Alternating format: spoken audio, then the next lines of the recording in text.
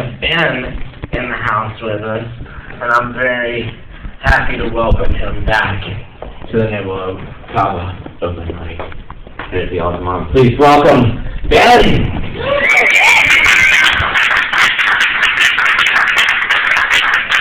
Tonight we are doing a tribute to our Buckminster Fuller, whose parting words to humanity were in the form of a question. How do we make the world work for 100% of humanity in the shortest possible time through spontaneous cooperation without ecological damage or disadvantage to anyone? Heck of a question. Now, part of what he said when he died in 1983 was a notion of a book that he completed on the day of his death that began by saying that we still live in the Dark Ages, and the Dark Ages are created by these invisible prisons in the terms in which we've been conditioned to think. 3 years earlier, when I was 12, I had the good fortune with 2 other kids to spend 3 days interviewing Buckminster Fuller. And he suggested that part of the key to liberating our mind was to think of ourselves in no fewer than 4 dimensions.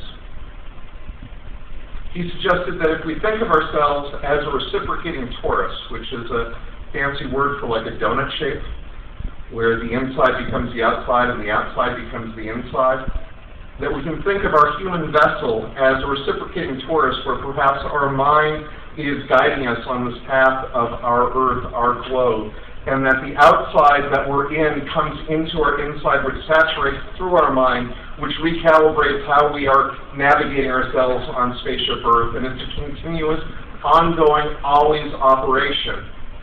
And he suggested that the 3 of us kids that were interviewing him take a moment and visualize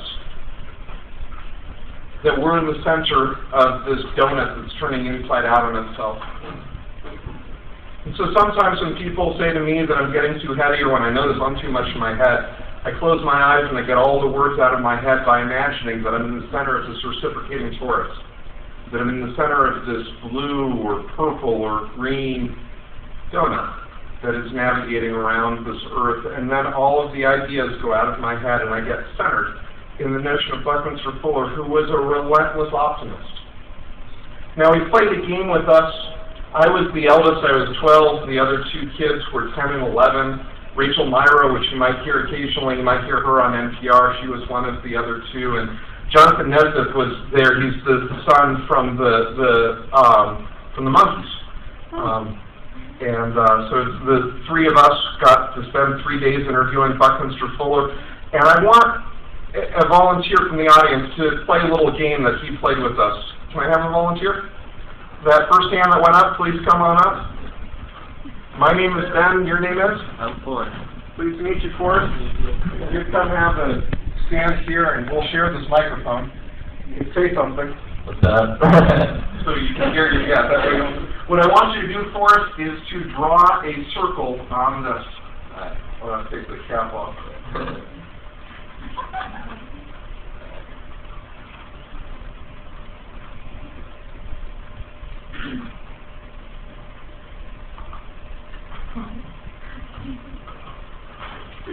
Thank you, Forrest. Forrest's circle. Round of applause.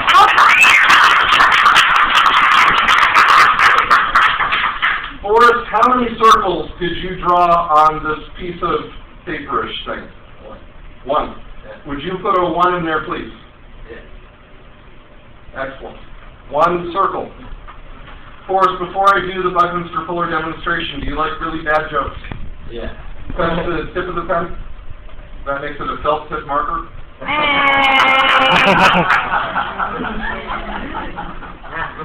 Little detour. On that book that Buckminster Fuller finished on the day that he died, Cosmography, he refers to me as the eldest of the 3 kids that interviewed him, and he refers to me as a young man interested in the tricks of magicians.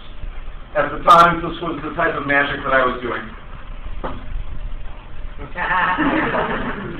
That was actually pretty good. Actually pretty good. You're a critic. The worst are amazing jokes are my list. This one is going to get kicked out of class. Thank you. All right, so 1 circle. Similar to, how this billiard ball has the number 1 in the circle. See the similarity? Yep. But what Buckminster Fuller suggested, as so did Albert Einstein, is that looking at anything in fewer than 4 dimensionals becomes absurd. At school, we get taught that this idea of a circle is on a 2-dimensional plane. But there's no such thing as a 2-dimensional plane in the universe. Because if this is a piece of paper, it has length, width, and height, and exists in time. So there is no such thing per se as a circle, and yet we get trained to see one circle. Now, I think you'd agree, if this is one circle on the one ball, putting the circle on this piece of paper, in topology we would call this a solid, as opposed to the donut, which has a hole in the center. That's called a torus. So this is a solid. So in topological terms, this piece of paper is a lot like a cue ball, which has a little blue circle on it. Now, if you can imagine that we were to take this blue circle and make it larger, and make it larger, and make it larger, can you imagine that the circle, if we filled it in and kept making it larger, that at a certain point it would fill up half of the ball so that the circle was going around the equator? And if we were to then keep making that circle larger, so it became larger and larger and larger, it would then go around the other side. So when you look at a 2-ball, you can ask yourself, is a 2-ball a blue ball with a small white circle on it? Or is it a white ball with a blue circle that's so large it almost encompasses the entire ball? And what Buckminster Fuller was suggesting is that the prison of our mind is in seeing this as one circle. Because Bucky said you can never make one circle. You're always making 2. That separates the microcosm from the macrocosm. And he said this is one of the ideas that will unlock the prison of your mind. Forrest, I hope you'll keep this as a souvenir of your time here. Thanks so much, Forrest.